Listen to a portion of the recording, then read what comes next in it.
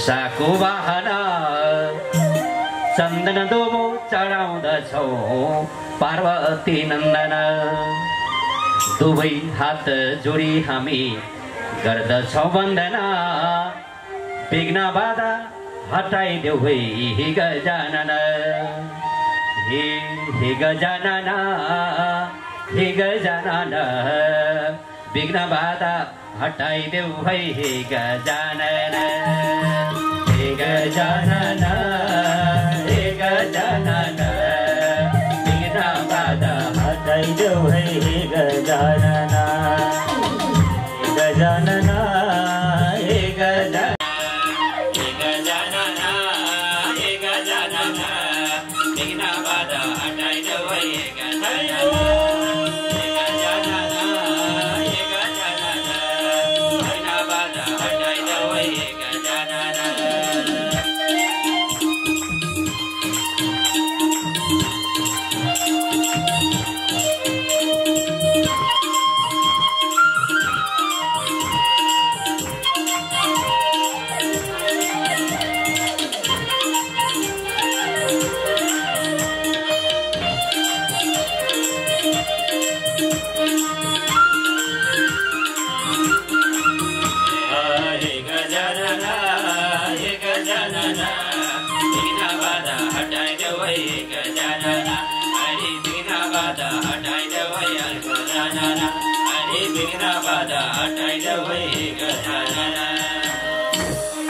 विष्णु महेश्वर तिम्रै स्तुति गाउँछन् अक्षता र रातो फूल दिँदै नै चढाउँछन्।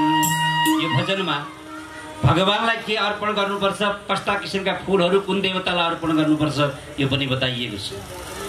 माँ देवीलाई रातो अक्षता र फूल राता फूलहरू सत्य खोजित हुन्छ, सती देव देवी माता सत्य खोजित हुन्छ, सत्य खोजित हुन्छ, सत्य खोजित हुन्छ।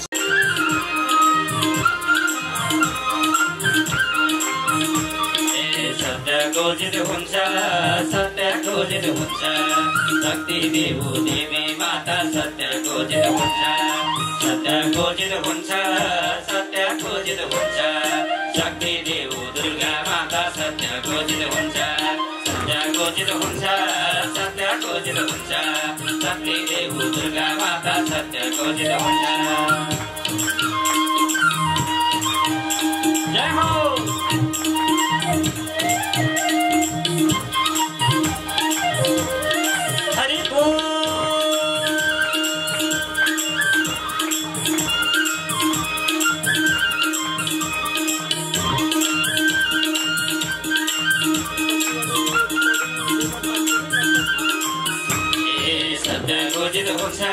सत्य खोजित हुन्छ, शक्ति देव दुर्गा माता सत्य खोजित हुन्छ, शक्ति देव दुर्गा माता सत्य खोजित हुन्छ, शक्ति देव दुर्गा माता सत्य खोजित हुन्छ। श्री हरि चरणमा लागोस् भक्ति सधैँ, हे लागोस् भक्ति सधैँ, लागोस् भक्ति सधैँ। श्री हरि चरणमा लागोस् भक्ति सधैँ, लागोस् भक्ति सधैँ, लागोस् भक्ति सधैँ। श्री हरि चरणमा लागोस् भक्ति सधैँ,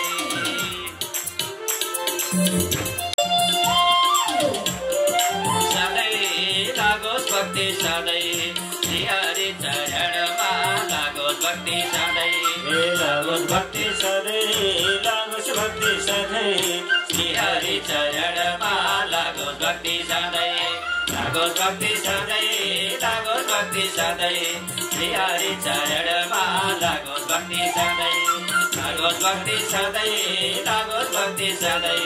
श्री हरि चरणमा लागोस् भक्ति सधैँ, हरि श्री हरि चरणमा लागोस् भक्ति सधैँ। प्रभु श्री हरि चरणमा लागोस्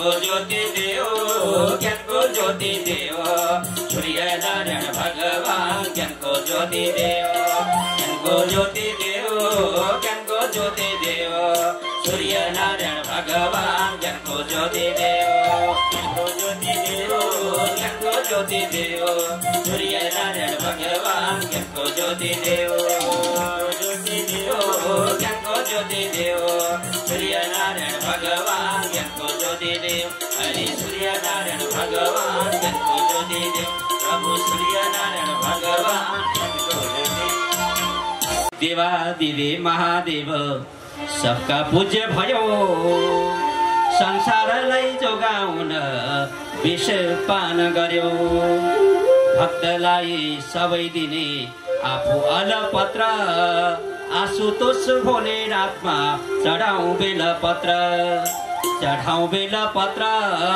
चढाउँ बेलपत्र आशुतोष भोलेनाथमा चढाउँ बेलपत्र चढाउँ बेलपत्र चढाउँ बेलपत्र आशुतोष भोलेनाथमा चढाउँ बेलपत्र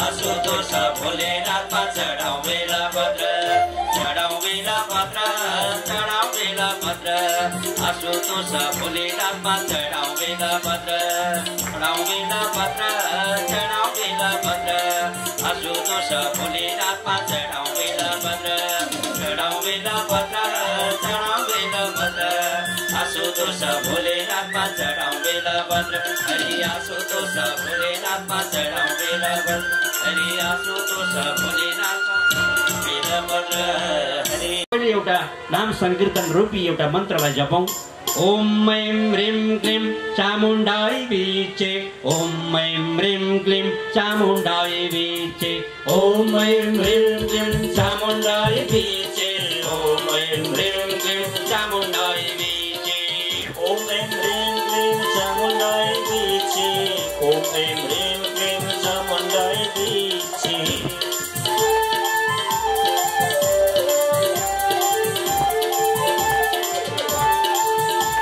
सीधा राखेर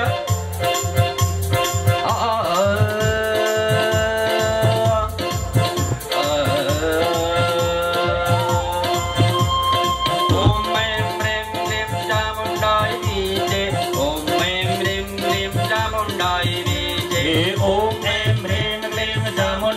वीचे ओम ऐं ह्रीं क्लीं चामुण्डाय वीचे ओम ऐं ह्रीं क्लीं चामुण्डाय वीचे ओम ऐं ह्रीं क्लीं चामुण्डाय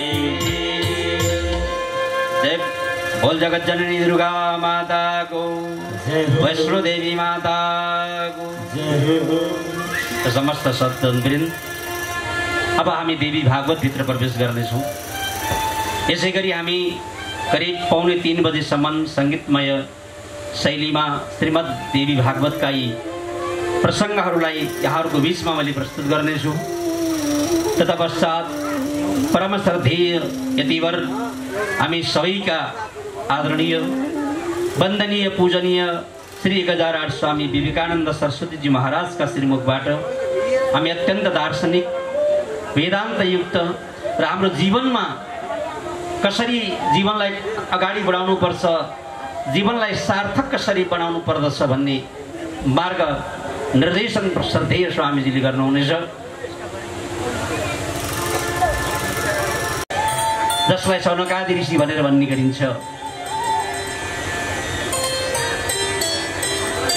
सबै साधना गर्दै ध्यान गर्दै बस्नु भएको छ अत्यन्त आनन्दका साथ नैमिषारण्य क्षेत्र हामी पनि अब यो ठाउँलाई सधैँभरिको लागि नैमिषारण्य क्षेत्र बनाउँदैछु। यो खल्लुवा रुख यो क्षेत्र जब भगवान माँ भगवती वैष्णो देवीको मन्दिरको स्थापना भयो, अब प्राण प्रतिष्ठादेखि लिएर यहाँ विभिन्न यज्ञ अनुष्ठानहरू हुँदैछन्। हिजोदेखिबाट यो नैमिषारण्य क्षेत्रमा परिणत भएको छ। नैमिषारण्य क्षेत्रका अर्थ विभिन्न छन्। एउटा नैमिषारण्यको अर्थ यो हुन्छ जहाँ भगवान देवताहरू ऋषि महर्षिहरूको आराधनाद्वारा भगवान नारायणको सुदर्शन चक्र जहाँ गएर स्थिर रहेर बस्यो, त्यहाँ कल्मषहरू पापहरू अन्याय अत्याचारहरू जहाँ पुग्दैनन् त्यो ठाउँ नैमिषारण्य क्षेत्र। यो हामी भारतको कुनै ठाउँमा त्यहाँ अमुक नैमिषारण्य क्षेत्र छ अरे भनेर चिन्ने गरेका छौँ, जान्ने गरेका छौँ, बुझ्ने गरेका छौँ, यात्रा गर्ने गरेका छौँ। अर्को नैमिषारण्य क्षेत्र हुन्छ जहाँ एक निमिषको पनि महत्त्व हुन्छ, हरेक पल पलको महत्त्व हुन्छ, हरेक क्षण क्षणको महत्त्व बुझेर व्यक्तिहरूले भगवानको चर्चा गर्छन्। त्यो ठाउँ पनि नैमिषारण्य क्षेत्र हुन्छ। र जहाँ भगवानका लीलाहरू चल्छन्, जहाँ नाम संकीर्तन गुन्जन्छन्, हरे राम हरे कृष्ण ओम नमः शिवाय नारायण नारायणका ध्वनिहरू जहाँ बज्छन् सुनिन्छन्, त्यो क्षेत्र पनि नैमिषारण्य हुन्छ। जहाँ नित्य सन्तहरूले उपदेश गर्छन्, सत्सङ्ग चलाउँछन्, जीव र विज्ञानको बारेमा, देह र आत्माको बारेमा विवेचना जहाँ हुन्छ, त्यो ठाउँ पनि नैमिषारण्य क्षेत्र हुन्छ। त्यसकारणले हाम्रो लागि यही नै नैमिषारण्य क्षेत्र हो। कति पुण्य भूमि मैले हिजो पनि निवेदन गरेको थिएँ। यहाँ ब्रह्मलीन स्वामी परमानन्द सरस्वतीजी महाराज जस्ता राष्ट्र सन्तको प्रादुर्भाव, उहाँद्वारा शिक्षित यो समाज, स्वर्गद्वारी महाप्रभु जस्ता विभूषित सन्तहरूको यो भूमि, श्रृङ्गी ऋषिले तपस्या गरेको यो श्रृङ्गा, यो ठाउँ यसै नैमिषारण्य क्षेत्र। त्यसमा पनि निरन्तर साधु सन्यासीहरूको आगमन भइरहन्छ, सन्त विद्वानहरूको आगमन भइरहन्छ, कथा प्रवचनहरू चलिरहन्छन्, नाम संकीर्तनहरू गुन्जिरहेका छन्। त्यसकारणले यो हाम्रो गुल्मी, यो हाम्रो सत्यवती क्षेत्र, यो हाम्रो खलुवा रुख ढावा जे भनौँ, परमानन्द नगर, यी जति पनि छन् गुल्मीका धेरै क्षेत्रहरू, यी सबै नैमिषारण्य क्षेत्र। आज हामी पनि यही 88,000 ऋषिहरू जसरी त्यहाँ बसेर सूतजी महाराजसँग जिज्ञासा गर्नुभयो, यहाँहरू हाम्रो बिचमा बसेर, हामी यहाँहरूको बिचमा बसेर, सन्तहरूको बिचमा बसेर हामी पनि भगवान नाम संकीर्तन र आराधनाका साथसाथै आफ्नो जीवनलाई बुझ्ने कोसिस गरिरहेका छौँ। यो पावन भूमिमा अब 29 गतेसम्म यो प्रसङ्ग चल्नेछ। भक्ति सङ्गीतका कलाकार मित्रहरूले भगवान नाम संकीर्तन अत्यन्त गुन्जायमान गराउनुहुनेछ। रुद्रावतीको यो नदी किनार, त्यसको तटमा रहेको यो वैष्णो देवी माता भगवतीको यो मन्दिर, यहाँभित्र चलिरहेको यो श्रीमद् भागवतले हामी सबैका भित्रमा यदि कुनै कल्मष रहेका छन् भने पनि तिनलाई समाप्त पारिदिनेछ। हामी सुरु गर्दैछौँ श्रीमद् देवी भागवत। ग्रन्थहरूमा एउटा यस्तो महत्त्वपूर्ण ग्रन्थ हो देवी भागवत। कुनै ग्रन्थले मात्र केही आराधना गर्दा, सुन्दा गर्दा केही चिज दिन सक्छन्, ग्रन्थको कृपा हुन सक्छ। तर यो श्रीमद् देवी भागवत यस्तो ग्रन्थ हो, यसले दुवै चिज प्राप्त गर्दछ। मोक्ष पनि यसले प्रदान गर्छ र भोग पनि यसले प्रदान गर्दछ। श्रीमद् देवी भागवतको माध्यमद्वारा हामी मोक्ष पनि प्राप्त गर्न सक्छौँ र संसारमा रहँदै गर्दा भोग विलासिताका सम्पूर्ण भौतिक सामग्रीहरूलाई पनि हामी प्राप्त गर्न सक्छौँ। त्यो कृपा यो ग्रन्थले गर्दछ। धर्म अर्थ काम मोक्ष यी चारै चिज प्रदान गर्ने यो श्रीमद् देवी भागवत। पूजितं यद्गृहे नित्यं श्री भागवत पुस्तकम। सन्तहरूले भन्छन् यसलाई, जसले यो देवी भागवत सुन्छ र सुन्ने मात्र होइन घरमा राख्दछ भने पनि बस त्यो घर तीर्थ बन्दछ। किन जप्छौँ हामी भने हाम्रो मन्त्र जब उच्चारण गर्छौँ त्यसको जुन भाइब्रेसन हुन्छ मन्त्र उच्चारण गर्दा तपाईहरुलाई कति गाह्रो लाग्यो होला। एम ओम एम ह्रीम क्लीम चामुण्डाय विचे यो जप्दै गर्दा यो शरीरमा हरेक अङ्गमा भाइब्रेसन हुन्छ। जब भाइब्रेसन हुन्छ त्यसपछि त्यही शरीरले एउटा शक्तिको ऊर्जा शक्तिको उत्पादन गर्दछ। जुन शक्तिलाई हामी भगवती माँ देवी भन्दछौँ, जुन शक्ति माँ दुर्गाको शक्ति भन्दछौँ, त्यस्तो शक्ति जब शरीरमा प्रादुर्भाव हुन्छ अनि हामी हर कुनै कार्यको पनि सफल बनाउन सक्छौँ। त्यसकारण मानव जीवनमा एउटा शक्ति चाहिन्छ। हरेक व्यक्तिले आफ्नो जीवनलाई शक्तिको माध्यमद्वारा शक्तिको आराधनाद्वारा आफ्नो जीवन सार्थक बनाउन सक्छ। बल्ल त्यो व्यक्ति सफल हुन्छ कार्यमा। त्यसकारणले माँ भगवतीको यो ऐम हेम क्लीम चामुण्डाय विचे तपाईँहरू 9 दिनको यो अब 8 दिन छ। यो बिचमा खुबसँग रट्नुहोस् र हिँड्दै गर्दा उड्दै गर्दा बिहान या बेलुका या सायं जतिखेर पनि यदि यो मन्त्र उच्चारण गर्नुभयो भने तपाईँहरूलाई शक्तिको प्रादुर्भाव हुन्छ, इनर्जी आउँछ, शरीर उत्साहित हुन्छ शरीर। त्यसकारण जति पनि यो मन्त्रहरू छन्, जति पनि हाम्रो वैदिक पुराणका इतिहासका यी श्लोकहरू छन्, यी ग्रन्थहरू छन्, यी ग्रन्थले मानव जीवनलाई धेरै कुरा सिकाएको हुन्छ। 88,000 ऋषिहरू नैमिषारण्य क्षेत्रमा बसेका छन्। अब सूतजी महाराज हुनुहुन्छ। ती ऋषिहरूले भगवान सूतजी महाराजको वन्दना गर्दछन्। सूत सूत महाभाग धन्योसी पुरुषर्षभ यदधीतास्त्वया सम्यक् पुराण संहिता शुभा। हे सूतजी महाराज, हजुर अत्यन्त धन्य हुनुहुन्छ। पुरुषहरूमा श्रेष्ठ पुरुष हुनुहुन्छ हे भगवान। र पुराण इतिहासहरूको सम्पूर्ण हजुरले अध्ययन गर्नुभएको छ। आज हाम्रो पुण्यको प्रभावको कारणले गर्दा हजुर कलिदोष रहित, जहाँ कलिकोले प्रवेश गर्न सक्दैन त्यस क्षेत्र यो नैमिषारण्य क्षेत्रमा हजुरलाई हामीले प्राप्त गरेका छौँ। सौनकादि ऋषिहरूले सूतजी महाराजको वन्दना गर्नुहुन्छ। अब यो सुरुवात र सारा ऋषिहरू उठेर सूतजी महाराजलाई प्रणाम गर्दछन्। यहाँहरूले अलिकति संस्कारका कुराहरू, संस्कृतिका कुराहरू, आचारका कुराहरू पनि पक्कै पनि धेरै जान्नुभएको छ। हरेक व्यक्तिले कोही सन्त आए या आफूभन्दा मर्यादा गर्न पर्ने व्यक्तिहरू त्यस्ता आए भने बसेर नमस्कार गर्ने होइन, प्रणाम गर्ने होइन, उठेर प्रणाम गर्नुपर्छ। यहाँ सौनकादि ऋषिहरू पनि सूतजी महाराजलाई उठेर प्रणाम गर्नुहुन्छ। किनभने आफूभन्दा वृद्ध व्यक्तिहरू, आफ्ना आचार्यहरू, आफूले मान्नुपर्ने व्यक्तिहरूलाई यदि उठेर प्रणाम गरियो भने यो प्राण वायु ऊर्ध्वगमन हुन्छ भनेको छ। यो विज्ञानले पनि भन्दछ, प्राकृतिक चिकित्साले पनि भन्दछ। हाम्रो यो प्राण हुन्छ नि, यो प्राण ऊर्ध्वगमन हुन्छ। जब ऊर्ध्वगमन हुन्छ अनि त्यसपछि हाम्रो शरीर सक्रिय हुन्छ, आयु वृद्धि हुन्छ, श्वास प्रश्वास राम्रोसँग चल्न सक्छ। उठ्दा बस्दा त्यस्ता व्यक्तिहरूले जसले यो उठेर प्रणाम गर्छन्, साष्टाङ्ग प्रणाम गर्छन्, भगवानको मन्दिरमा झुकेर प्रणाम गर्छन्, तिनीहरूको सिधै असर, राम्रो असर फोक्सोमा गएर पर्न जान्छ। यो म तपाईँहरूलाई धार्मिक कुरो मात्र होइन, यहाँ विज्ञानको कुरो पनि जोड्दैछु, स्वास्थ्य सम्बन्धी कुरो पनि जोड्दैछु। जब तपाईँहरू झुक्नुहुन्छ त्यति बेला फोक्सोमा श्वास प्रश्वासलाई अत्यन्त सहजीकरण गर्दछ। अनि यो सहजीकरण हुँदै गऱ्यो भने तपाईँहरूलाई जीवनमा दम भन्ने एउटा रोग हुन्छ नि, त्यो दम भन्ने रोग लाग्दैन, श्वास प्रश्वास सम्बन्धी रोग लाग्दैन।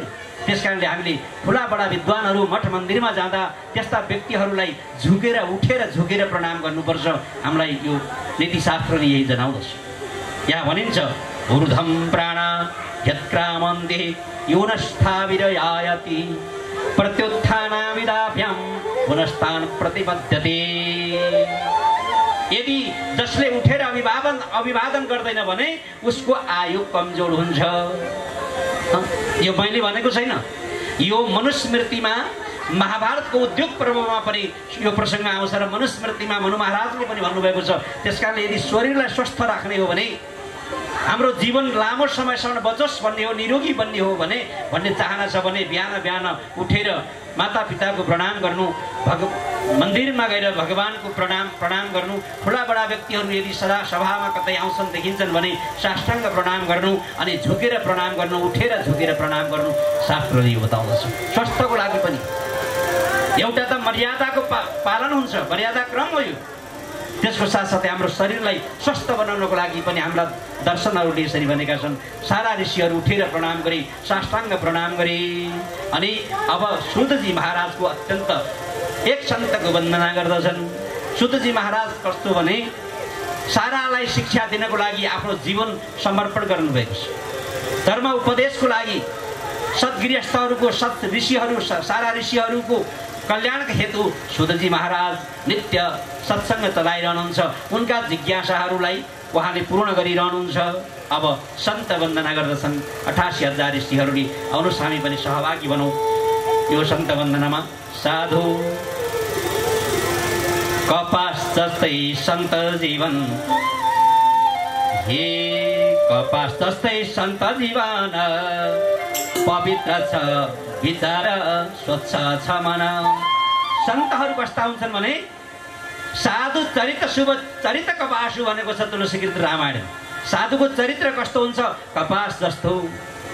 ल एकछिन कल्पना गरौँ त, यदि कपास यो धरतीमा हुँदैन थियो भने हाम्रो गति के हुन्थ्यो होला? हाम्रो लाजलाई कसले ढोकिदिन्थ्यो होला?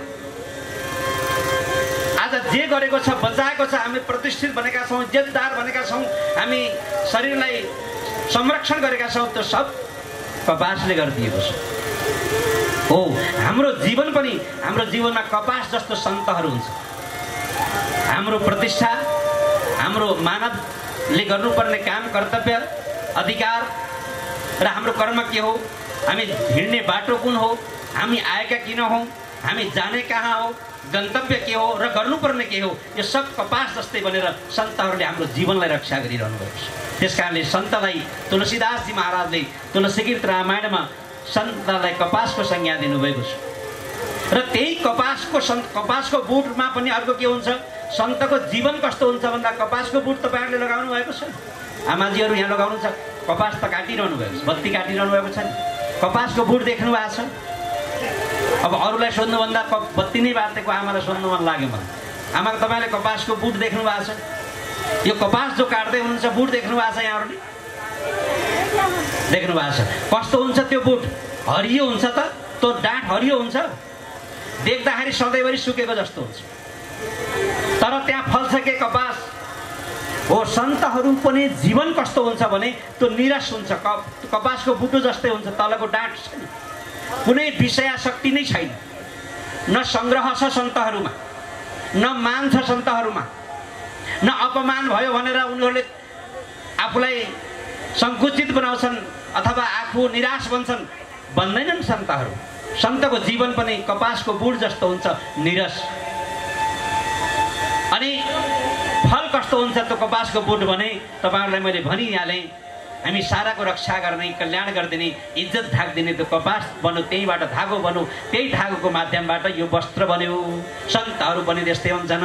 हे कपास जस्तै सन्त जीवन, पवित्र छ विचार स्वच्छ छ मन, सबको उद्धार गर्न आएका छन्, विषया शक्तिमा निरस भएका छन्, पर दुःख देखे पीर पर्छ। बडा महत्त्वपूर्ण यहाँ छ। सन्तहरू अर्काको दुःखमा रुन्छन्, अर्काको सुखमा बडा आनन्द हुन्छ। बल्ल त्यो सन्त हो र त्यो महात्मा हो। यदि हामी अर्कालाई दुःख पर्यो भने बल्ल खायो भन्ने यदि भित्र हृदयमा आउँछ भने त्यो चाहिँ सन्त बन्न सक्दैन। हामी आफै पनि सन्त बन्न सक्छौँ। विचारले सन्त बन्यो व्यक्ति, विचारले महान बन्यो व्यक्ति। त्यस कारणले विचार त्यस्तो हुनुपर्छ। पर दुःख देखे पीर पर्छ, सन्त बाणी अमृत हो जीवन सपार्छ। पर दुःख देखे पीर पर्छ, सन्त बाणी अमृत हो जीवन सपार्छ।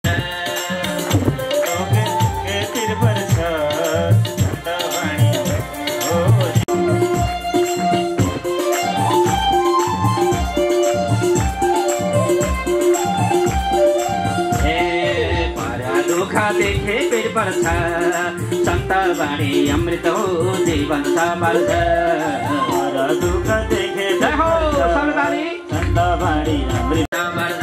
हरि सन्त बाणी अमृत हो जीवन सपार्छ। गृहस्थहरूलाई तपाईहरुले यसो गर्नुपर्छ, नित्य पूजा यस्तो, आफ्नो कर्म दिनचर्या यसरी बताउनुपर्छ, गृहस्थाश्रम यसरी सञ्चालन गर्नुपर्छ भनेर सिकाउनुहुन्थ्यो। उहाँ असल तीर्थ, एक तीर्थको रूपमा हामी सबैले उहाँलाई लिने गर्दछौँ। यी साधु सन्त ठुला तीर्थ हुन्, भक्त उद्धार गर्नलाई घुमिरहन्छन्। सन्त समाज प्रयागराज, राम कृपा भयो भेट्ने भेटिन्छ या। यो सन्त भेट्नको लागि सामान्य कृपाले, सामान्य पुण्यले सन्त भेटिँदैनन्। सन्त भेटिनको लागि त आफ्नो पुरुषार्थ पनि चाहिन्छ, पुण्य पनि चाहिन्छ। बिना पुण्य र बिना पुरुषार्थ सन्तहरूको दर्शन पाउँदैन। तपाईहरु सबै पुण्यशाली हुनुहुन्छ, भाग्यशाली हुनुहुन्छ, पुरुषार्थी हुन्छ, जसले गर्दा तपाईहरुले सन्तलाई बार-बार प्राप्त गर्न सक्नुभएको छ, दर्शन प्राप्त गर्नुभएको छ। हे अध्यारोलाई हटाउँदै ज्ञान दिँदै हिँड्ने सूर्य सन्त दुई भगवान। अध्यारोलाई हटाउँदै ज्ञान दिँदै हिँड्ने सूर्य सन्त दुई भगवान।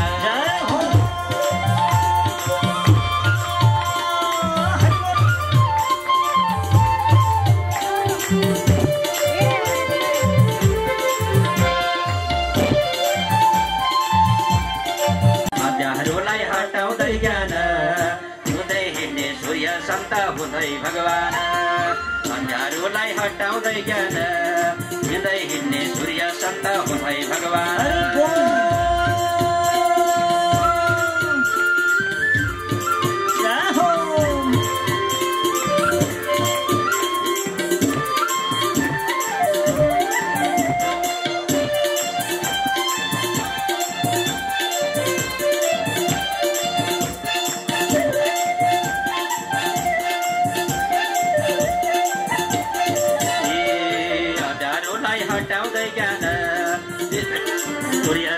हुँदै भगवान, अध्यारोलाई हटाउँदै ज्ञान दिँदै हिँड्ने सूर्य सन्त हुँदै भगवान।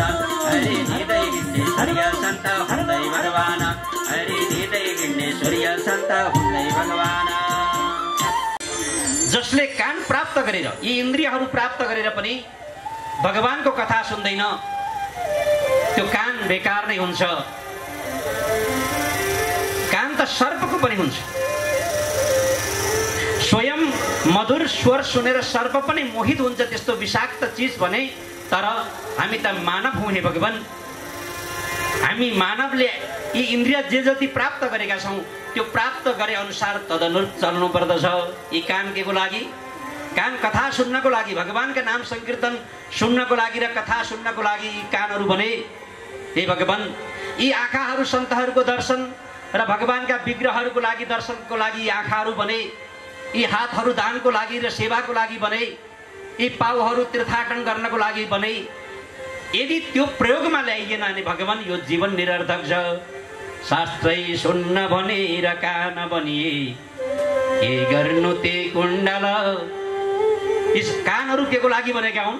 यो मैले भनेको छैन, एक कविले भन्नुहुन्छ यहाँ, शास्त्रै सुन्न भनेर कान बनिए, के गर्नु ते कुण्डल। दानै गर्न भनेर हात बनिए, बाला भिरी के भल। फेरि आमाहरूले भन्नु होला यो कानमा त लगाउने हुनिन्छ। यो शरीर मन्दिर हो, आभूषण गर्नुपर्छ। शरीर मन्दिर हो, यहाँ भित्र भगवान हुनुहुन्छ। तपाईसँग हुने पनि त्यही हो, मसँग भित्र हुने पनि त्यही हो। सम्पूर्ण जगतका प्राणीहरूसँग सबसँग भित्र हुने उही परमात्मा एउटै हो, भिन्न छैन। जसरी 5 कटौरामा हरियो रातो नीलो पहेँलो रङ राखौँ, अनि कटौराको सूर्यको प्रतिबिम्ब कटौरामा हेरौँ, कुनै ठाउँमा सूर्य हरियो देखिनुहुन्छ, कुनैमा रातो देखिनुहुन्छ, रङको फरकले देखिनुहुन्छ। यो शरीर यो अलग अलग छ, तर भित्र बसेको परब्रह्म परमात्मा एउटै छ। त्यसकारणले यो मन्दिरलाई सजाउनु पनि पर्छ, नसजाउनु भनेको छैन। सुन्दर बनाउनु पर्छ, सफा गराउनु पर्छ। यदि सुन्दर भएन, सफा भएन भने फेरि रोगले आक्रमण गर्छ, अनि भगवानको नाम कहाँबाट जप्न सकिन्छ? पहिला स्वस्थ बनाउनु पर्छ। स्वस्थ बनाउनको लागि योग गर्नु पर्यो, ध्यान गर्नु पर्यो। मनलाई पवित्र बनाउनको लागि ध्यान गर्नु पर्यो। शरीरलाई सन्तुष्टि दिलाउनको लागि साधना गर्नु पर्यो, योग गर्नु पर्यो। शास्त्रै सुन्न भनेर कान बनिए, के गर्नु ते कुण्डल। दानै गर्न भनेर हात बनिए बाला भिरी के भल जीवहरू पढ्न र मन्त्र जप्न बनियो न स्वादका खातिर यो चोला उपकार गर्न बनियो श्रृङ्गारमा के छ र यो जिब्रो भगवानको नाम जप्नको लागि बनेको हो यो चोला उपकारको लागि बनेको हो र मात्र स्वाद विभिन्न 84 व्यञ्जनहरू मिठा विभिन्न किसिमका परिकारहरू खानको लागि मात्र यो हाम्रो जीवन होइन जीवन यो अत्यन्त महत्त्वपूर्ण छ हे भगवान जसले यो भागवतलाई सुन्दैनन् जसले भगवानका कथाहरू सुन्दैनन् भगवानका लीलाहरू गाउँदैनन् आखिर तिनको जीवन निरर्थक छ शौनकादि ऋषिहरूले सूतजी महाराजसँग प्रार्थना गर्दै भन्नुहुन्छ त्यसकारण हे भगवान यो भागवतमा 18 पुराणमा 5वां पुराण अन्तर्गत स्वयं यो भागवत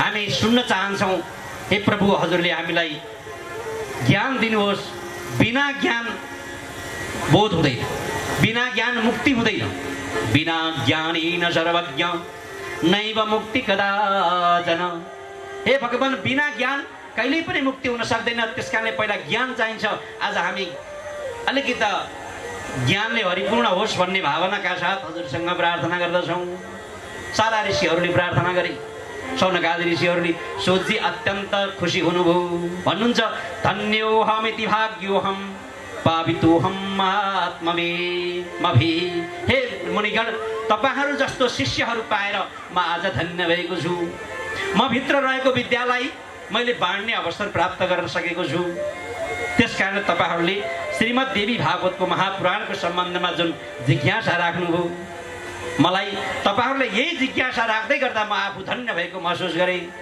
सारा संसार देवीको वशमा छ भन्नुहुन्छ अब सारा संसार माँ भगवती देवीको वशमा छ मैले अघि नै यहाँहरूलाई निवेदन गरेको थिएँ बिना शक्ति केही पनि हुन सक्दैन शक्ति कोबाट आउँछ भगवती देवीबाट स्वयं भगवान विष्णुलाई पनि शक्ति माँ देवी दुर्गाले प्रदान गर्नुभयो देवीले प्रदान गर्नुभयो भगवान शङ्करलाई पनि शक्ति देवीले प्रदान गर्नुभयो सारा जति पनि देवी देवताहरू छन् ती सब देवताहरूलाई यदि शक्तिमा कमजोर भयो हीनता बोध भयो भने माँ देवीको भगवतीको चरणमा पुग्दछन् त्यसकारण हे ऋषि महर्षिहरू यो संसारमा देवीको नै कृपा बनेको छ देवीकै कृपाद्वारा यो संसार चलेको छ र स्वयं उहाँकै कृपाद्वारा ब्रह्माजीले सृष्टि गर्नुहुन्छ भगवान विष्णुले पालन गर्नुहुन्छ भगवान शङ्करले संहार गर्नुहुन्छ श्रीमद् देवी भागवतमा 18,000 श्लोक छन् कति श्लोक छन् कमसेकम यति त बुझ्नुहोस् श्रीमद् देवी भागवतमा 18,000 श्लोकले युक्त भएको श्रीमद् देवी भागवत छ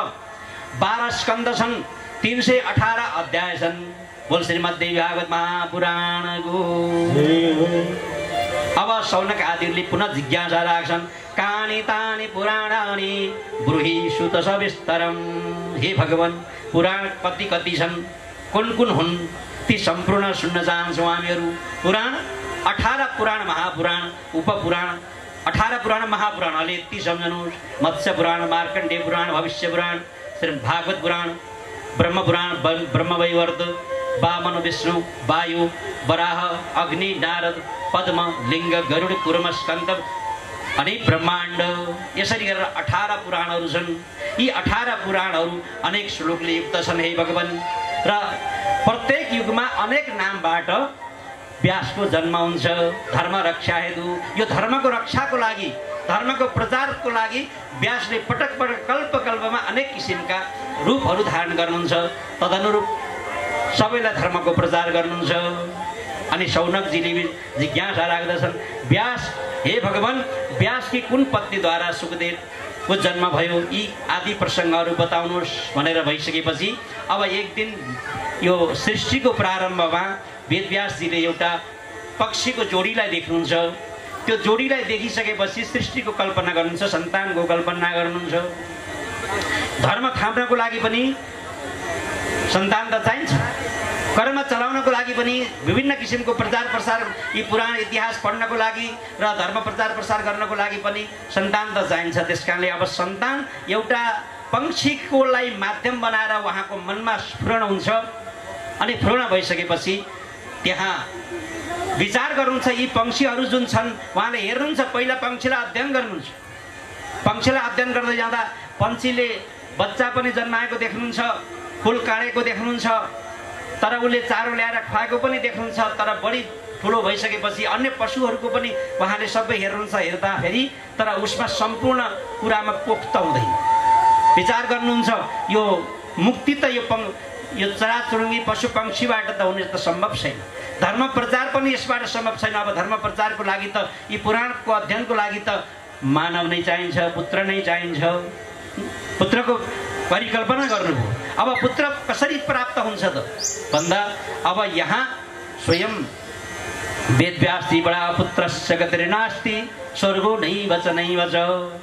यो श्लोक याद आउँछ उहाँलाई। यदि सन्तान छैन भने बस त्यसले सन्तानले गर्ने कर्महरू पनि आफू मृत्यु पश्चात गरिने कर्महरू पनि अर्थद्वैत कर्महरू पनि गर्दैन, जसले गर्दाखेरि गति सद्गति प्राप्त हुन सक्दैन। सन्तानको त आवश्यक पर्छ, धर्म प्रचारको लागि पनि पर्छ, गृहस्थाश्रम बढाउनको लागि पनि सञ्चालन गर्नको लागि पर्छ भनेर यहाँ स्वयं परिकल्पना गर्नुभयो। अनि परिकल्पना गरिसकेपछि अब मैले कसको आराधना गरेर मैले सन्तानलाई प्राप्त गर्ने हो, कसरी प्राप्त गर्ने हो, यही विषयमा चिन्तन गरिरहनु भएको थियो। भगवान नाम संकीर्तन गाउँदै गाउँदै हातमा वीणा लिएर, हातमा वीणा। नारदजी के गर्नुहुन्छ? नारदजी हातमा वीणा लिएर भगवान नाम संकीर्तन गाउँदै हिँड्नुहुन्छ। नित्य निरन्तर भगवान नाम संकीर्तनको गुन्जायमान गराउनुहुन्छ। यही प्रचार प्रसार गर्दै हुन्छ। सङ्गीतको प्रचार प्रसार नारदजीले गर्नुहुन्छ। अब कलियुगमा त कलौ केशव कीर्तनाथ भनेको छ। कलियुगमा केवल भगवान नाम संकीर्तनबाट नै मुक्ति हुन सकिन्छ। ज्ञान यसबाटै आफ्नो जीवनलाई सार्थक बनाउन सकिन्छ। कलौ केशव कीर्तनाथ कलियुग केवल नाम आधारा, कलियुग केवल नाम आधारा, सुमिर सुमिर नर उतरहि पावा, कलियुग केवल नाम आधारा, सुमिर नर उतरहि पावा। कलियुगमा बस केवल नामले नै उद्धार हुन्छ। त्यसकारणले हरि राम हरि कृष्ण ओम नमः शिवाय, जय दुर्गा माता ओम ऐं क्लीं, यी मन्त्रहरू उच्चारण गर्दै जाने, नाम संकीर्तन गर्दै जाने। सङ्गीतले तपाईहरुलाई म भनौँ, सङ्गीत एउटा चिकित्सा पद्धति हो। सङ्गीत हाम्रो शरीर रोगी हुन्छ नि, शरीरमा यो पञ्चमहाभूतमा बाट बनेको शरीरलाई रोग लाग्छ। रोग दुई किसिमबाट हुन्छ। एउटा खानपान बिग्रियो भने रोग लाग्छ। यो शरीरमा खानपान बिग्रियो भने एउटा कारण रोग लाग्छ भने, अर्को तपाईहरुले जिज्ञासा राख्नु होला कि यो खानपान त सही थियो जीवनभरि, तर जन्मिँदै फेरि रोगी कसरी भयो त भन्दा पूर्व जन्मको कर्मको फल अहिले यो शरीरले भोग्दैछ। त्यति बेला गरेको कर्मले गर्दा अहिलेको शरीर रोगी बन्दछ। अब त्यति बेला गरेको कर्मको फलको कारणले यो जुन रोग बन्दछ यो त असाध्य रोग हुन्छ, पाण्डु रोग हुन्छ, ब्लड प्रेसर हाई हुन्छ, अनि मधुमेह हुन्छ। यी जुन असाध्य रोग हुन्छन् नि, अनि एउटा वात रोग पनि भन्छ। यी जति रोग छन्, चाहे औषधि जतिसुकै खानुहोस्, तर डाक्टरले त्यसलाई निर्मूल बनाउन सक्दैन। किन? त्यो असाध्य रोग। असाध्य रोग पूर्व जन्मको कर्मबाट प्राप्त भएको हो। हामी त्यति बेला गलत कर्म गर्यौं, अन्जानमा कुनै गल्तीहरू भए, जसले गर्दा आज यो शरीरमा भोगिरहेका छौं ती कर्महरू। यो जन्ममा गरेका खानपान यदि बिगार्यौं, आहार यदि दिनचर्या बिगार्यौं, मैले अघि नै भनिसकेँ, हाम्रो व्यायाम सही ठाउँमा छैन, उठाइ बसाइ सही ठाउँमा छैन, खानपिन सही ठाउँमा भएको छैन, र सात्विकी भोजन छैन, राजसी तामसी भोजनहरू हामी यदि गर्छौँ भने हाम्रो शरीरलाई फेरि रोगले निम्ताउँछ। त्यसकारण हाम्रो शरीरलाई ठिक पार्नु पर्दछ, शरीरलाई तन्दुरुस्त बनाउनु पर्दछ। र स्वयं नारदजी अब यहाँ वीणा बजाउँदै भगवान नाम संकीर्तन गाउँदै, संकीर्तनले एउटा छुट्टै किसिमको ऊर्जा दिन्छ, एउटा छुट्टै किसिमको आनन्द दिन्छ। त्यो गाउँदै गाउँदै आउनुहुन्छ, श्रीमन नारायण नारायण हरे हरे, श्रीमन नारायण नारायण हरे हरे, श्रीमन नारायण नारायण हरे। सबैले गाउँ, ताली बजाउँ। श्रीमन नारायण नारायण हरे।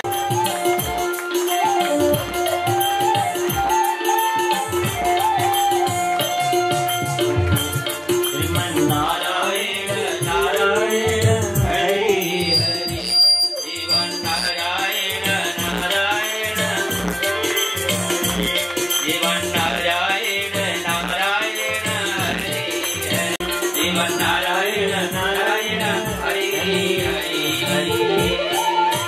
बस्यो, लग्नमा बस्यो, द्वितीय स्थानमा बस्यो, 8औं स्थानमा बस्यो र 12औं स्थानमा गएर अशुभ स्थानमा गएर यदि मङ्गल ग्रह बस्यो भने हाम्रो गृहस्थाश्रम कमजोर भन्दछ। सन्तान एक त माङ्गलिक छ त्यो व्यक्ति दुलाहा भने, दुलै छैन भने श्रीमती स्थितिमिति बाँच्दै घरमा बस्दै कि जान्छे कि माथि नै पुग्छे कि ल भइहालोस्, हेन उसका पनि ग्रह मजबुत रहेछन् भने छोराछोरी ढिलो जन्मिन्छन्, जन्मिहाले पनि राम्रा जन्मिँदैनन्। सन्तान असल, त्यो सन्तान असल बनाउनको लागि, असल सन्तति प्राप्तिको लागि वेद व्यासजीले यहाँ पनि जिज्ञासा राख्नुभयो, हे भगवान मैले के गर्नुपर्छ? उहाँको मङ्गल ग्रह कस्तो थियो अब यो हामीलाई थाहा छैन, तर हाम्रो मङ्गल ग्रह यति अरिष्ट रहेछ भने हामी बस माँ देवी भगवतीको प्रार्थना गर्ने, भगवान गणेशको पूजा गर्ने। तपाईँहरू सायद धेरैले मङ्गल चौथीको व्रत बस्नुहुन्छ, ज्योतिषीजीले भन्नुहुन्छ होला तपाईँहरूलाई मङ्गल चौथीको व्रत बस्नुहोस्, सन्तानमा राम्रो हुन्छ अथवा सन्तान छिटो जन्मिन्छ, या गणेश पुराण लगाउनुहोस्, भगवान गणेशको आराधना गर्नुहोस्। शास्त्रले हामीलाई निर्देशन गरेको छ।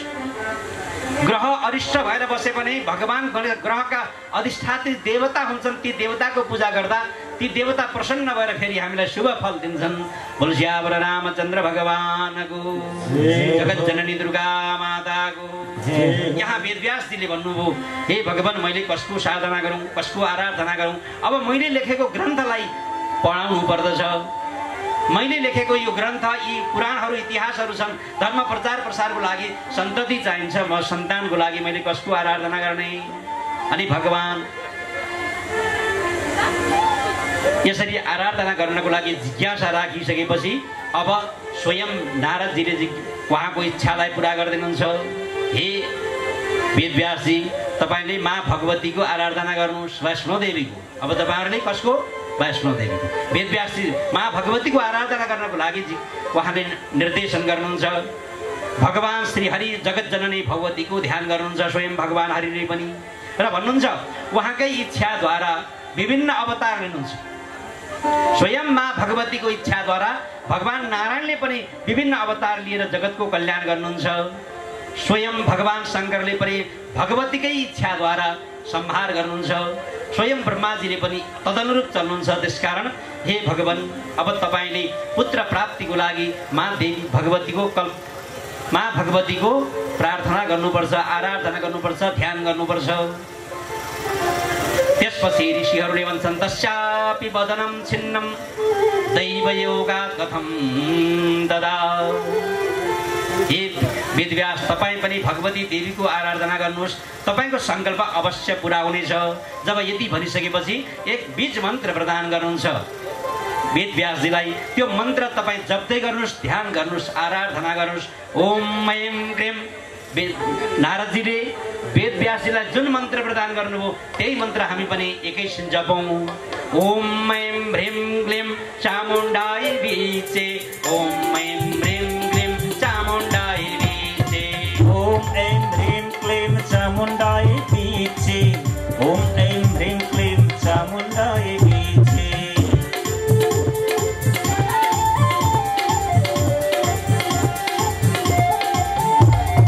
ओम ऐं ह्रीं क्लीं चामुण्डाय वीचे। ओम ऐं ह्रीं क्लीं चामुण्डाय वीचे। ओम ऐं ह्रीं क्लीं चामुण्डाय वीचे। ओम ऐं ह्रीं क्लीं चामुण्डाय वीचे। ओम ऐं ह्रीं क्लीं चामुण्डाय वीचे। ओम ऐं ह्रीं क्लीं चामुण्डाय वीचे। ओम ऐं ह्रीं क्लीं चामुण्डाय वीचे। ओम ऐं ह्रीं क्लीं चामुण्डाय वीचे। ओम ऐं ह्रीं क्लीं चामुण्डाय वीचे। ओम ऐं ह्रीं क्लीं चामुण्डाय वीचे। ओम ऐं ह्रीं क्लीं चामुण्डाय वीचे। ओम ऐं ह्रीं क्लीं चामुण्डाय वीचे।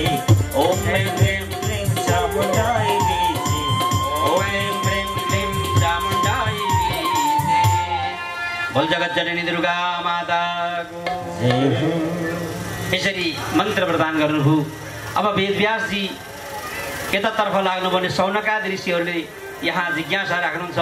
पुनः सूतजी महाराजले भन्नुहुन्छ प्राचीन कालमा धनुषको प्रपञ्च तोड्दा शिर छेदन भएर घोडाको शिर जोडी स्वयं भगवान श्री हरि हयग्रीव भएको प्रसङ्गलाई यहाँ उद्धृत गर्नुहुन्छ। हयग्रीव भनेर भगवानलाई एउटा अवतार छ। भगवान हे भगवान स्वयं वेदले पनि स्तुति गाउने यस्ता जगत पालन विष्णुको यो शिर छेदन कसरी भयो त भन्ने जिज्ञासा सौनकादि ऋषिहरूले राख्छन्। कुनै समयमा भगवान विष्णु दैत्यसँग युद्ध गरिरहनु भएको थियो अनि थकाइ लागेर भगवान सुतिरहेको अवस्थामा शिवसहित देवताले देख्नुभयो। यज्ञको निम्ति विष्णुलाई कसरी जगाउने भनेर जब जिज्ञासा राखिसकेमा दिमकलाई धनुषको अग्रभागबाट खाना लगाइसकेपछि बस भगवान त्यो धनुष झर्छ अनि भगवान निद्राबाट बाहिर निस्कनुहुन्छ भन्ने उनलाई जब यो निर्देशन गरिन्छ त्यसपछि उनले अलिकति यो कुरालाई मान्दैनन्।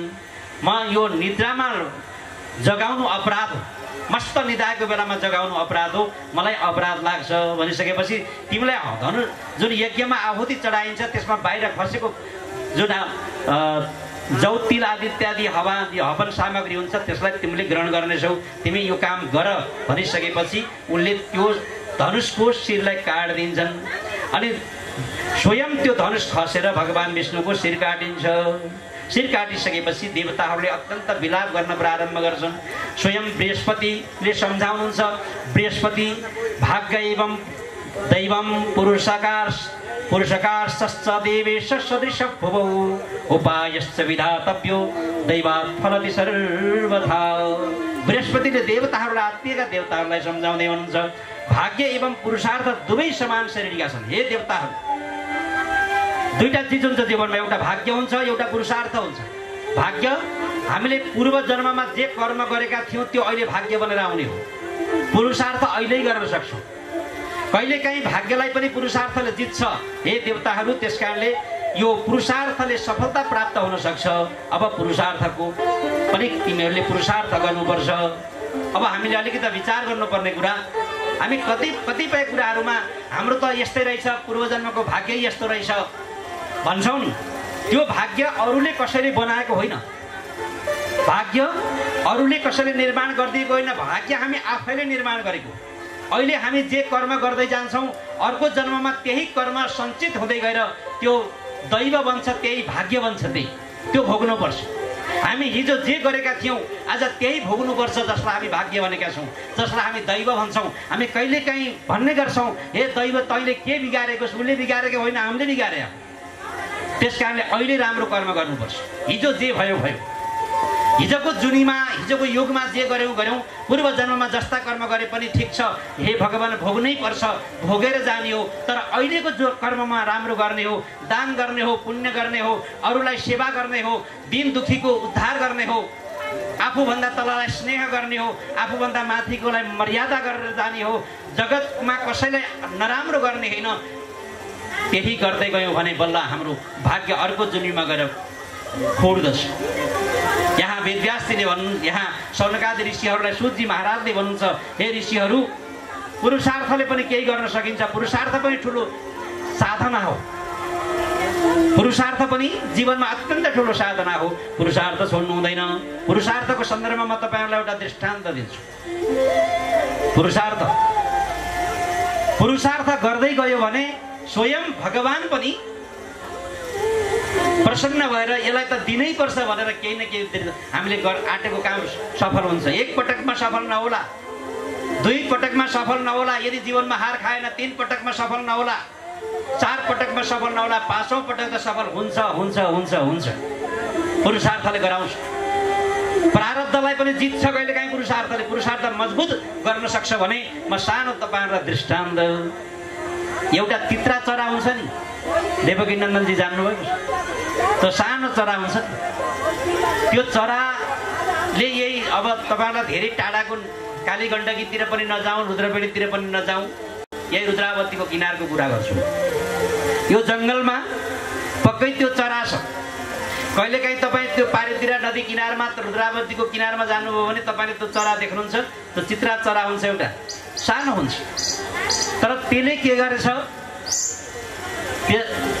दुईटा बुढाबुढी थिए, फुल पारेकी थिए श्रीमतीले, अनि उसले श्रीमानलाई त्यो चरासँग भन्दै रहेछ, हे पतिदेव अब बर्खा लाग्न थाल्यो, बडियार खोलो बढेर आउँछ, रुद्रावती बढेर आउँछिन्, अब झरनाहरू बढ्छन्, मूलहरू फुट्छन्, नदी बढ्छ। यो नदी किनारमा हामीले जुन बनाएका छौँ गुण, यहाँ यी फुलहरू छन्, यी बच्चाहरू पनि भइसकेका छैनन्, अब यिनलाई सारौँ। उसले दिनरात भन्छ, पक सारौँला सारौँला भन्छ, किन टेर्छ र उसले टेर्दै सारौँला सारौँला भन्दा भन्दै दिन बित्दै गए, आँधी बेरी आउन थाल्यो, वर्षायाम सुरु भयो। एक दिन त यस्तो नदी आयो, रुद्रावती यसरी बगेर आइन्, यसरी बढेर आइन्, त्यो सबै बढाएर लिएर गए, सब त्यो गुण सब गए। उनीहरू दुईटा त उड्न सक्थे, उडेर गए, तर ती सबै उडाएर लिएर गइसकेपछि बिचरा रुँदै भन्छे, मैले तिमीलाई बुढा कति पटक भने, मैले तिमीलाई यो सारौँ सारौँ भनेर आज मैले कति गरेर दुःख गरेर तोपेर राखेका ती मेरा सन्तानहरू, ती फुलहरू सबै नदीले उडाएर लिएर गए भन्दै जब श्रीमती रुन थाली अनि बल्ल उसको होस खुल्यो, पक अब म यो नदीलाई सुकाएरै छोड्छु भन्छ। हो, पक नदीलाई सुकाएरै छोड्छु। अब उसले भन्छ, भाइ अब नदीले बगाएर लिएर गइसक्यो, यत्रो नदी सुकाउँछौ कसरी? एउटा फुल सार्न त सकेनौ तिमी, नदी सुकाउने धाक गर्छौ। बुढासँग झगडा भयो, तपाईँहरू पनि हुन्छ नि होइन कहिलेकाहीँ। अरे सन्यास्त होकर सोया नहीं, ये कहावत छ भुवनजी, सन्यास्त होकर सोया नहीं, गृहस्थ होकर रोया नहीं। सन्यासी भएर सुतेन आनन्दसित निदाएन भने त्यो सन्यासी होइन, गृहस्थ भएर पल पलमा रोएन भने त्यो गृहस्थी। तुलसीवर रामचन्द्र भगवानको जय हो। झगडा हो तिनीहरूको पनि, हाम्रो पनि हुन्छ होइन, गृहस्थ हुन्छ, कुरो मिल्दैन। अझ झन् पत्नी स्थानको मालिक 8औं स्थानमा गएर बस्यो भने त दिनदिनै सही कामलाई पनि असही भन्नै पर्ने। पत्नी स्थान हुन्छ नि, या श्रीमतीको पति स्थान, यो दुइटैलाई हो है। फेरि श्रीमतीको 7औं स्थान भनेको ग्रह कुण्डली अनुसार, यो ज्योतिष शास्त्र विज्ञान हो। हेर्नुहोस्, अहिले भस्म सस्म घस्ने, धेरै माला लगाउने, धाम ताम झाम गर्ने, अनि आँखा चिम्लेर भुर्र गर्नेलाई मैले भन्नु केही छैन। तर जुन ग्रह छन्, हाम्रो ग्रहले, हाम्रा ज्योतिषीय गुरुहरूले पात्रोमा 1 वर्ष अगाडि यो दिन चन्द्रग्रहण लाग्छ, यो दिन सूर्यग्रहण भनेर लाग्छ भनेर पहिल्यै निर्देशन गरे हुन्छन्। अहिलेका वैज्ञानिकहरूले 2-3 दिन अगाडि बल्ल त्यसलाई हो रहेछ भनेर उनले पनि बल्ल भन्ने गर्छ। हेर्नुहोस्, ज्योतिष विज्ञान हो, ज्योतिष अन्धविश्वास होइन। त्यति हो कि हामी त्यसलाई पढ्न सकेनौँ, त्यसको अध्ययन गर्न सकेनौँ, त्यसको ज्ञान लिन सकेनौँ, जसले गर्दा त्यसलाई दुरुपयोग भएको पनि हुनसक्छ, जसले गर्दा हामीलाई अन्धविश्वास जस्तो लाग्छ। अब त्यहाँ पत्नी स्थानमा 7औं स्थानमा को ग्रह 8औं स्थानमा बस्दियो भने झगडा हुन्छ। त्यहाँ यिनको पनि दुइटाको यस्तै भयो। अरे बुढा, मैले कति भनेको थिएँ तर तिमीले सारेनौ, आज फुल बगाएर लिएर गए भनेपछि अब उसले के भन्छ, भाइ त नरोइ त्यहाँ बसेर बस, म अब गएँ रुद्रावती सुकाएर छोडिदिन्छु भन्छ। अरे सुकाउँछौ कसरी? अरे सुकाउँछु। अनि जान थालो, के गर्न थालो देख्नु भएको छ नि तपाईँहरूले? फुर्र गएर त्यो नदीमा बस्छ, चुच्चाभरि पानी ल्याउँछ, बालुवामा ल्याएर फुर्र फाल्छ। त्यो चरा देख्नु भएको छ, याद गर्नु होला। अनि ल्याएको छ, फालेको छ, ल्याएको छ, फालेको छ, अनि थकै लाग्यो भन्छ, अरे तँ पनि किन बसेकी छस्, आइज यहाँ, तँ पनि एक्लै भएमा भन्छ। अब बिचरा दुलालाई पनि भनेको त मान्नै आयो, उसले पनि फ्याँक्न थाल्यो। अनि फेरि उसका अरू सङ्गी साथीहरू आएर हेर्न थाले, अरे के गरेको भन्दा नदी सुकाउन थालेको। अरे मूर्ख, नदी चुच्चामा पानी दिएर सुक्छ? अरे सुक्छ, तिम्रो आएर काम गर्छौ भने गर, बन्धु हो भने हो, सहभागी बन, होइन भने जाऊ, म सुकाएरै छोड्छु भन्छ। अरे यो पागल त पागलै हो, तर बिचरा के गर्नु, हाम्रो बन्धु हो, सहयोग त गर्नै पर्यो। उनीहरूले नै सहयोग गर्न थाले। अनि त्यो सहयोग गर्दा गर्दै गर्दा गर्दै धेरै तित्रा चराहरू आएर सहयोग गरिरहेका थिए। त्यही बेला नारदजी वीणा बजाउँदै बजाउँदै आउनुभयो, नदी किनारमा हेर्नुभयो, पानी ल्याएका छन्, भुर्र बालुवामा फालेका छन्, फेरि गएका छन्, बालुवामा फालेका छन्। अरे भाइ के गरेको भन्दा, महाराज तिनीलाई सोध्नुहोस्, हामीले त जान्दैनौँ, यस्तै गर्न थालेका थिए, यस्तै गरेको हामी। अनि उसलाई सोधे, के गरेको भन्दा, मेरो फुललाई यो नदीले बगाएर लिएर गयो, यो नदीलाई म सुकाएर छोड्छु भनेर काम सुरु गरेको नारदजी। नारदजी भन्नुहुन्छ, भाइ यो पनि कुनै सम्भव छ? त्यो चराले भनौँ, हे महाराज सम्भव छ किन छैन अन्त कसरी छ? नारदजीले सोध्नुभयो। छ, तपाईँले आशीर्वाद दिनु, सम्भव छ, आशीर्वाद दिनुहोस्। नारदजी हत्त नपत्त ल आशीर्वाद छ भनिदिइहाल्नु, ल सफल भऊ भनिदिनु भयो। हल्ली पर जानुभएको थियो। नारदजीले विचार गर्नु पऱ्यो, भाइ मैले त बडा ठुलो गल्ती पो गरेँ, हत्त नपत्त वरदान सियाले सफल भयो भने आशीर्वाद छ भने, तर यो सफल भएन भने त दुनियाँमा नारदले बोलेको त केही लाग्दैन, पुग्दैन भन्छ। मेरो त बदनाम हुने। अब उपाय निकाल्न पर्यो भन्नुभयो नारदजीले। सिधै वैकुण्ठ जानुभयो। गरुडजीलाई भन्नुभयो, अरे महाराज तपाईँको वर्ग, गरुडको वर्ग हो नि त चराहरू, गरुडको जातीय भित्र पर्छ। अरे तपाईँको वर्ग अहिले अत्यन्त पीडित अवस्थामा छ। त्यहाँ नदीले फुल बगाइदिएर बिचरा उनीहरू त्यो त्यहाँ गएर चाहिँ सङ्घर्ष गरिरहेका छन्, गएर सहयोग गर्नुहोस्। गरुडजी स्वतः सर्र उडेर आइहाल्नु। गरुडजी आइसक्नु। अब नारदजीले विचार गर्नुभयो, गरुड मात्र पुगेर त सम्भव छैन, अब के गर्ने भन्दा अनि त्यसपछि भगवान् विष्णुसँग जानुभयो। अरे महाराज, हे भगवान्, तपाईँ आरामसित बस्नुभएको छ, हजुरको वाहन खै, वाहन खै कुन कता गयो, यसो हेर्नुभयो छैन। अरे महाराज, धरतीमा पुगिसके वाहन। गरुडको वर्गलाई अहिले उनीहरूको वर्गलाई अत्यन्त पीडा परिरहेको छ, छटपटाइरहेका छन्, उनीहरूलाई अप्ठ्यारो परिस्थिति छ। स्वयं हजुरको वाहन पनि छैन, अब जाने कसरी? उडेर भने जान पर्यो। तपाईँको आफ्नो वाहनको त, आफ्नो रक्षकको त रक्षा गर्न पर्यो नि। जानुहोस्, हिँड्नुहोस्, हजुर हिँड्नै पर्ने भयो। नारदजीले भगवान् नारायणलाई पनि पठाइदिनु। सट्ट रुद्रावतीको किनारमा भगवान् नारायण आएर जब उभिनु भएको थियो, रुद्रावती माता जुरुक्क उठेर भन्नुभयो, हे भगवान्, म क्षमा चाहन्छु, मबाट अन्याय भयो। मैले जस्ताको तस्तो ज्योको त्यों यो यसको चराको फुललाई ल्याएर समर्पण गर्नेछु। जुरुक्क उठेर त्यो नदीले बगाएका फुललाई ल्याएर चित्राको अगाडि समर्पण गरिदिनु भयो। रुद्रावती माताले, ल भन्नुहोस्, पुरुषार्थले के हुन सक्दैन? हामी त गर्न सक्दैनौँ, हामी त हुन सक्दैनौँ, हामी त यो काम असम्भव छ भन्ने अनि अल्छी मानेर हुन्छ। स्वयं चित्राले पुरुषार्थ गरेर नारदजीको वरदान पाए। नारदजी गरेर प्रेरणा गर्नुभयो। गरुडजी आउनुभयो, गरुडजीलाई प्रेरणा गर्नुभयो, स्वयं नारायणलाई प्रेरणा गर्नुभयो, आउनुभयो। अनि त्यसपछि गएर कार्य सफल भयो। त्यस कारणले पुरुषार्थ गर्नुपर्छ। कि तपाईँहरूले पुरुषार्थ गर्नुभयो, यो बगरमा एउटा सुन्दर मन्दिर बनाउनु भयो, अत्यन्त राम्रो खेलकुद मैदान बनाउनु भयो। मैले यो योगाभ्यास भनेको थिएँ नि, खेल पनि हाम्रो शरीरलाई अत्यन्त चाहिने चिज हो। यदि शरीर स्वस्थ छैन भने न हामी जप गर्न सक्छौँ, न हामी ध्यान गर्न सक्छौँ, न हामी पूजापाठ गर्न सक्छौँ, न हामी केही नै अरू केही गर्न सक्छौँ। पहिला शरीरलाई ठिक पार्नुपर्छ। ठिक पार्नको लागि, मनलाई ठिक पार्नको लागि तपाईँहरूले माँ वैष्णोदेवी भगवतीको मन्दिरको स्थापना गर्नुभएको छ। तनलाई ठिक पार्नको लागि नदी किनारमा एउटा खेलकुद मैदान बनाउनु भएको छ। अब तपाईँहरूले यस महान यज्ञको माध्यमबाट, यो कार्यक्रमको माध्यमबाट जीवनमा हामीले चाह्यौँ भने के हुन सक्दैन। मैले अघि भने नि पुरुषार्थ। कोही विदेश होलान्, कोही बुटवलतिर गएका होलान्, कोही काठमाडौँतिर रहेका होलान्। जन्मभूमि त यही हो, आफ्नो ठाउँ हो, आऊ एकपटक फर्क भनेर आह्वान गरौँ। आफूले जे सक्छौँ त्यो गरौँ, जति सक्छौँ त्यति गरौँ। यो धेरै नसक्ने भार बोक्नु हुँदैन, त्यो पनि पाप लाग्छ, त्यो पनि अन्याय हुन्छ। पुराणले यही भन्छ, तिमी जे सक्छौ त्यो गर, सकौँ पुरुषार्थ गरौँ। आज पुरुषार्थले यहाँसम्म पुर्यायो। त्यस कारणले शौनकादि ऋषिहरू प्रति सूतजी महाराजले बताउँदै भन्नुहुन्छ, स्वयं वेदव्यासजीलाई पनि पुरुषार्थ गर्नको लागि निर्देशन गर्नुहुन्छ। जानुहोस्, तपस्या गर्नुहोस्, साधना गर्नुहोस्, पक्कै पनि भगवानको प्राप्त हुनुहुन्छ र तपाईँको उद्देश्य प्राप्त हुन्छ। हे जय दुर्गे, जय दुर्गे, दुर्गति नाशिनी जय दुर्गे, जय दुर्गे, जय दुर्गे, दुर्गति नाशिनी जय दुर्गे।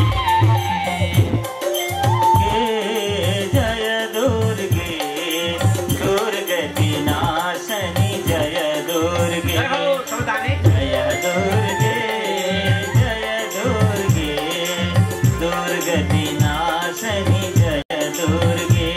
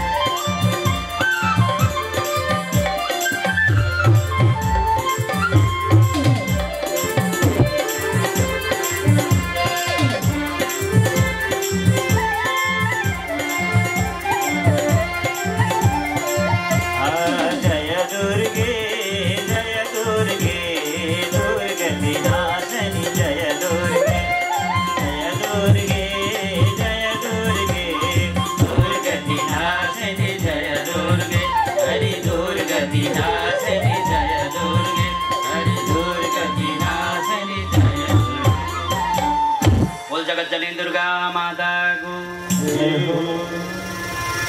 यो आजकल अलिक यतातिर मै खानु नआइयो। म धेरै वर्ष अगाडि वामी टक्सारको कार्यक्रम धान्यचलमा आउँदा त्यहाँ मैले अलिक सुस्त नाच्नुहोस् न भन्दा उहाँहरूले भन्नुहुन्थ्यो तपाईँहरू मधेसमा गएर तातो पानी खानु भएको छ, हामी त यही वामी टक्सारको मै खान्छौँ, हामी त सुस्त नाच्नै जानु हुँदैन भन्नुहुन्थ्यो। यहाँ त नाच्नै जानु खोज्नु हो कि सङ्गीतको मेसो आएन? ठिक छ, तपाईँहरूलाई आनन्द आइरहेको छ, मैले देखिरहेको छु। तर तपाईँहरूले मैले अघि नै निवेदन गरेँ, सङ्गीत एक्लै सङ्गीत हुन सक्दैन। हाम्रो वाद्यवादन कलाकार मित्रहरूले वाद्यवादन बजाइरहनु भएको छ, मैले शब्दलाई संयोजन गर्दै शब्द व्यक्त गरिरहेको छु। तर तपाईँहरू नृत्य पनि साथमा भयो भने बल्ल सङ्गीत पूर्ण हुन्छ। गीतम वाद्यम तथा नृत्यम भन्छ। गीत वाद्य र नृत्य तीन चिजको संयोग बल्ल सङ्गीत हो। गीतम वाद्यम तथा नृत्यम त्रयम सङ्गीतमुच्यते, तीन चिजको संयोग। अब तपाईँहरूको खाँचो छ, हाम्रो त यहाँ अलिअलि भएको छ, जनतन व्यक्त गरिरहेका छौँ, जनतन अगाडि बढेका छौँ। तपाईँहरूको अलिकति खाँचो देखेको छु। हामी प्रसङ्गमा थियौँ, बृहस्पतिले सम्झाइरहेका थिए देवताहरूलाई कि भगवान विष्णुको जुन शिर छेदन भयो त्यसको लागि अब चिन्ता गरेर हुन्न, पुरुषार्थ गरेर पनि केही गर्न सकिन्छ। त्यस कारणले पुरुषार्थको मैले एउटा सानो दृष्टान्त पनि यहाँहरूलाई भने। र अब म स्वयं महामाया विद्यारूपी देवीको ध्यान गर्न भन्नुपर्छ। ब्रह्माजीको आज्ञाद्वारा स्वयं वेदलेहरूले पनि स्तुति गरे। नमो देवी महामाये विश्वोत्पत्ति करे शिवे निर्गुणे सर्वभूतेषि माता शङ्कर कामदे। हे महामाये विश्वोत्पत्ति कारिणी शिवे, हे निर्गुणे, हे सर्वभूतेषि, तपाईँलाई कोटि कोटि प्रणाम छ। सारा वेदले अब माँ भगवतीको प्रार्थना गरेका छन्। कसको निमित्त? भगवान विष्णुको निमित्त। भगवान विष्णुको छेदन भएको, शिर छेदन भएको छ। देवताहरू आएका छन्, स्वयं वेदले प्रार्थना गर्न थालेका छन्। हे बुद्धि शान्ति क्षमा कान्ति तिमीले दिन्छौ, बुद्धि शान्ति क्षमा कान्ति तिमीले दिन्छौ, जति गल्ती गरे पनि शरण लिन्छौ। जय दुर्गे माता, हे जय दुर्गे माता शरणमा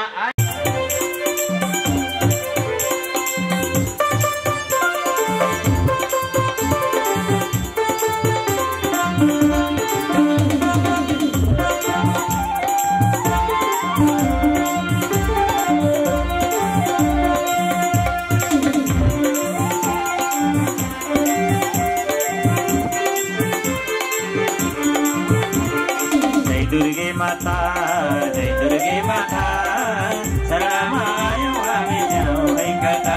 हे माता शरणमा आयौँ हामी जाउँ है कता।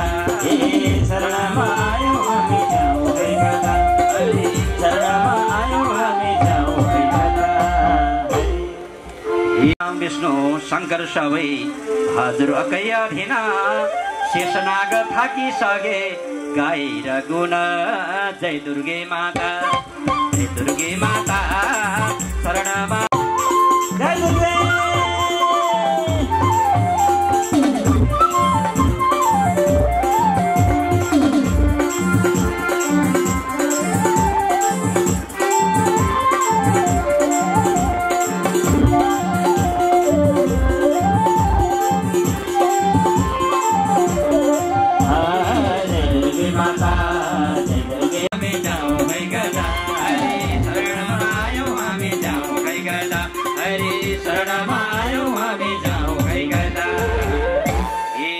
हजुरकै जय दुर्गे माता शरणमा आयौँ हामी जाउँ खै कता।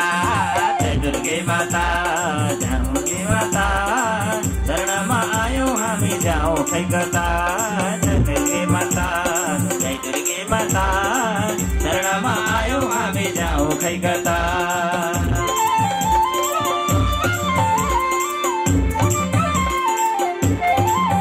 जय दुर्गे माता शरणमा आयौँ हामी जाउँ खै कता। जय दुर्गे माता, दुर्गे माता शरणमा आयौँ हामी जाउँ खै कता। हरे शरणमा आयौँ हामी जाउँ खै कता। माता शरणमा आयौँ हामी जाउँ खै कता। उहाँको हिजो हामी कार्यक्रममा उहाँका ती वचनहरूलाई, ती वाणीहरूलाई, ती शैलीलाई हामीले हिजो श्रवण गरिसकेका छौँ र यो कार्यक्रमलाई अगाडि बढाउनको लागि र कार्यक्रमलाई अझ भव्य र सभ्य बनाउनको लागि अत्यन्त महत्त्वपूर्ण भूमिका उद्घोषकको रहन्छ। उद्घोषक यदि कमजोर भयो भने कार्यक्रम खल्लो हुन्छ र कार्यक्रम अलिकति अस्तव्यस्त हुन्छ। त्यसकारणले हामीले कुशल